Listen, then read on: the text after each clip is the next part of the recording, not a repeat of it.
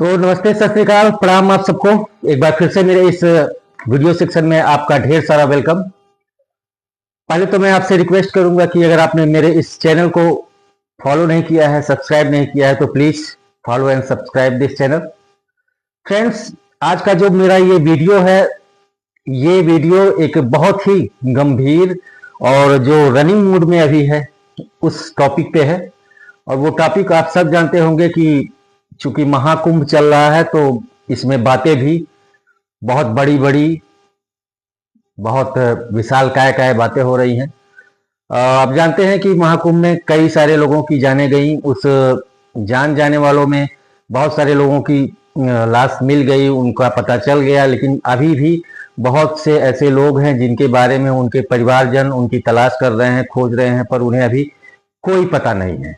लेकिन इस दुख भरी समय के बीच में जो हमारे देश के कुछ बहुत ही कद्दावर कहते हैं, जिसे बहुत ही अच्छे नेता कहते हैं, उन सब का आई थिंक संतुलन खराब होना चाहिए दिमाग के, जिनका परिवार खोया है, जिनका परिवार गुम हुआ है, जिनके परिवार में मृत्यु हुई है।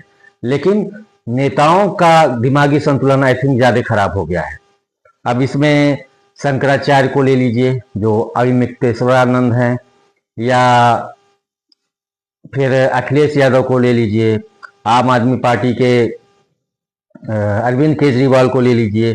सबकी अलग अलग प्रतिक्रियाएं आ रही हैं और इन प्रतिक्रियाओं के बीच जो बातें निकल के आ रही हैं वो सीधा सा एकदम जो हमारी वर्तमान सरकार है माननीय योगी आदित्यनाथ जी की, उनको कोई उनका इस्तीफा मांग रहा है, कोई उनको दोषी ठहरा रहा है।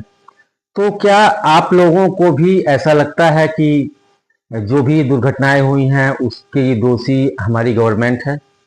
मेरे हिसाब से तो मैं कहूंगा भाई नहीं, क्योंकि कोई सरकार ये कभी नहीं चाहेगी कि उनके गवर्नमेंट में कुछ ऐसे केसेस हों या कुछ ऐसी चीजें हों जिससे उनके गवर्नमेंट के ऊपर, उनके करियर के ऊपर, उनके जो अभी साल बीत चुके हैं या जो आने वाले साल हैं उनके ऊपर धब्बा लगे। ऐसा वो कभी नहीं सोचते। और इसमें आप ही खुद सोच सकते हैं कि कहां से गलती हुई। गलती इसमें क्राउड की थी। अब क्राउड की भी क्या गलती है, चूंकि शाही स्नान का दिन बनाया गया कि हाँ आप शाही स्नान 29 जनवरी को कर सकते हैं, या फिर आज का दिन आप जान रहे हैं आज बसंत पंचमी है, आज के दिन कर सकते हैं। यानी मकर संक्रांति से ही वो शुरू हुआ और आगे जाके 12-13 फरवरी तक शाही स्नान चलेगा। और चूंकि भीड़ ज्यादा हो गई थी, और ऐसा नहीं है कि किसी ने जानबूझ के भीड़ को उकसाया या कुछ भागने को कहा, लोग खुद भागे। हाँ, कुछ चीजें ऐसी सुनने में आया है, जैसा कि बाबा बागेश्वर नाथ ने एक स्पीच दिया, वो मुझे थोड़ा सा कुंठित करता है। वो मुझे बुरा लगा, क्योंकि उन्होंने कहा कि लोगों को मोक्ष मिल गया है।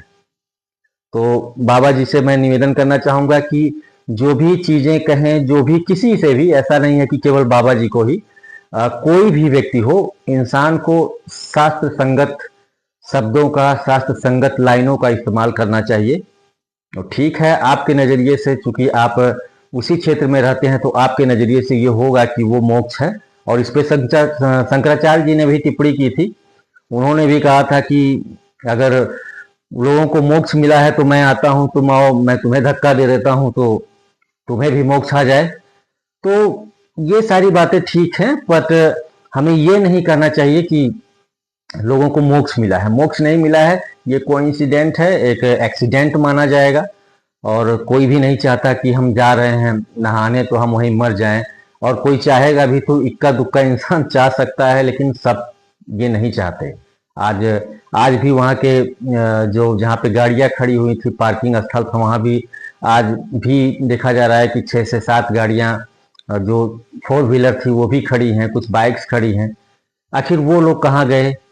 उन लोगों की खोज तलाश जारी है। तो कोई ये नहीं चाहेगा कि मेरा परिवार जा रहा है या मैं जा रहा हूं तो कहीं मेरा एक्सीडेंट हो जाए, मैं मर जाऊं, या कुछ पैसे की बात हो। ऐसी कोई बात नहीं है।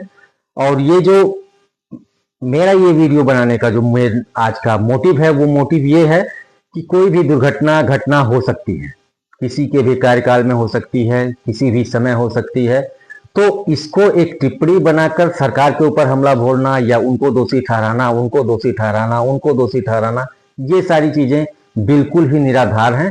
इन सब चीजों पे ध्यान न दें आप। यही सब सोच के मुझे एक कहानी याद आ गई। एक कौवे की कहानी है। एक जंगल था, उस जंगल में एक कौवा रहता था और उसका एक न्यू बॉर्न बेबी हुआ और उसने उसको फीडिंग के लिए रोज लाके कहीं ना कहीं से थोड़ा बहुत मांस वो उसे दे देता था और वो मांस खा के कौवा और कौवे का वो जो बच्चा था वो खुश हो जाता था।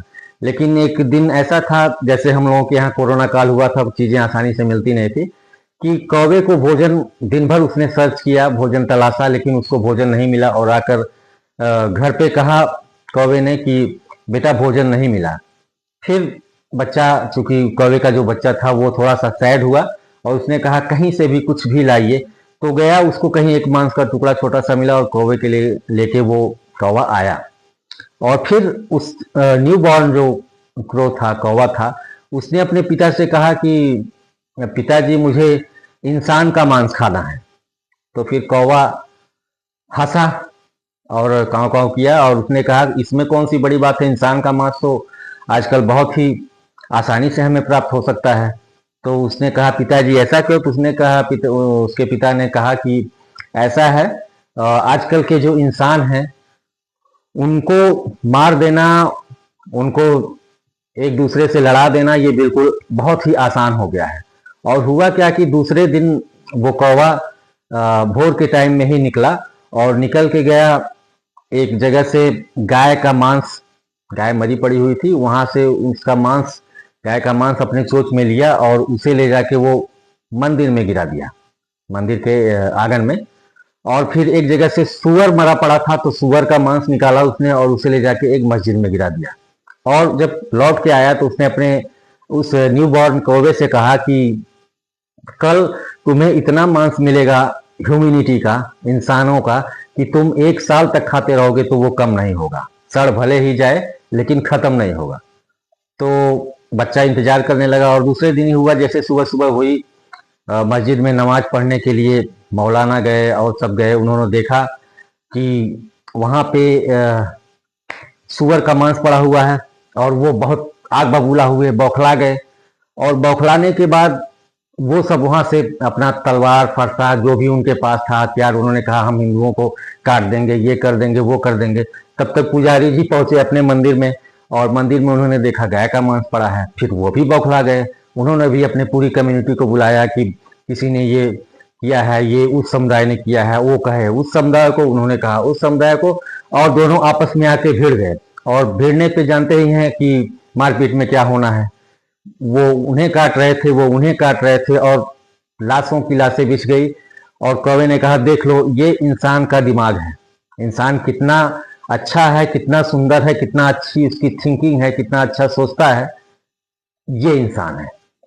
तो इस कहानी को सुन के आप समझ ही गए होंगे कि मैं किसे क्या कह रहा हूं, इसमें बताने की जरूरत नहीं है। बाकी सब जो हैं वो पॉलिटिक्स वाले जो होते हैं, जो भी हों, वो कौवे होते हैं। बाकी इंसान जो होता है, इंसान उनके कहने पे उनकी तरफ से बोलना शुरू कर देता है, उन्होंने कुछ कहा उनके तरफ से बोलना शुरू कर देता है। इंसान आपस में लड़के मरता है। तो हमें ये चाहिए अपना दिमाग संतुलित रखें, अपनी ह्यूमैनिटी को यूज करें, डिसिप्लिन में रहें।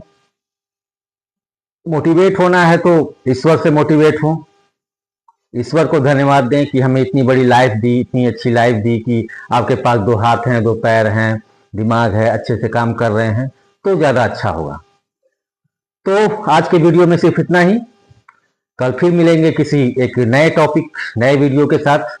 अगर आपने इस चैनल को सब्सक्राइब और फॉलो नहीं किया है तो प्लीज़ कर लीजिए। तब तक के लिए आप सबसे विदा लेना चाहूँगा। Thank you, have a nice day, good night, sweet dream.